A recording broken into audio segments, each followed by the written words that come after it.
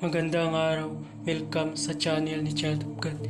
Ngayon, ibahagi ko sa inyo ang aking kaalaman sa karunungang lihim. Narito, orasyon sa kabal pang-ihip. At kung bago ka pa lamang sa channel na ito, huwag kalimutan mag-subscribe and click the bell icon para laging update sa mga bagong video na ina-upload ko. Maraming salamat.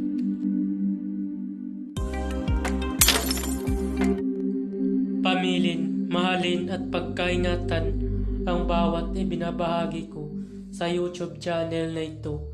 Ang kapangyarihan na kapaloob dito ay lubhang may waga. Gamitin lamang sa kabutihan at pagganap ng kalooban ng Diyos. Maging huwaran at laging isa puso't isip ang 7 layunin. Una, isabuhay ang 4 na gintong simulain, makadiyos, makabayan at makatao, makakalikasan. Pangalawa, isagawa ang pag-ibig sa Diyos, pananampalataya at pag-asa sa pamamagitan ng tiyaga. Pangatlo, isakatuparan ang kabutihan, katuwiran, kalinisan, katotohanan, kadalisayan, kaliwanagan, at kababaan ng kalooban.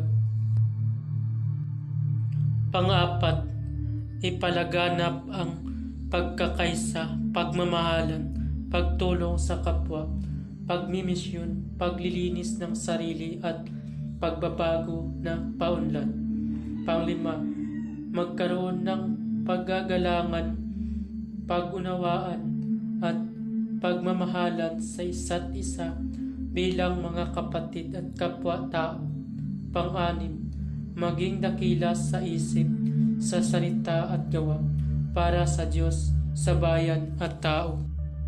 Pang-7, ipagpatibay ang kautusan ng Diyos, tumulong sa pagpapaunlad ng katauhan ng bawat kasapi ng samahan, at tumupad sa hadikain ng Diyos sa tao. Sa pamamagitan ng pagsunod sa mga layuning ito, ang isang naghahanap sa Diyos ay makakasumpong sa Kanya at hindi pagkagaitan na Kanyang liwanag. Pamamaraan, magtirik ng 3 kandilang puti at magdasal ng 3 Ama Namin, 3 Abaginong Maria, 3 luwalhati at 3 sumasampalataya. Pagkatapos magdasal ay isunod ang orasyon. Pagkatapos usalin ang orasyon ng 3 beses, sa isip ay iihip sa tubig na iinumin o sa katawan.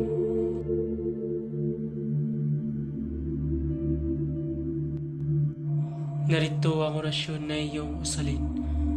Gaitaw, tiya pala, kipipo, Kiparato, Kristum, Pipo, Pisti, Bangi, Pistipo, Ricantaritas, Bum, Kuiso, Gaitaw, Tiya pala, Kipipo, Kiparato, Kristum, Pipo, Pisti, Bangi, Pistipo, Ricantarista, Tas, Bum, Kuiso. Babala, ang lahat ng orasyon na aking ibinabahagi dito ay lubhang makapangyarihan. Gamitin lamang sa mabuti. Kung sino man ang gumamit sa masama ay mayroong madkarma. Maaari maghirap habang buhay hanggang kamatayan. Maraming salamat po. At kung bago ka pa lamang napadpad sa channel na ito, huwag kalimutan mag-subscribe and click the bell icon para laging update sa mga bagong video. Maraming salamat.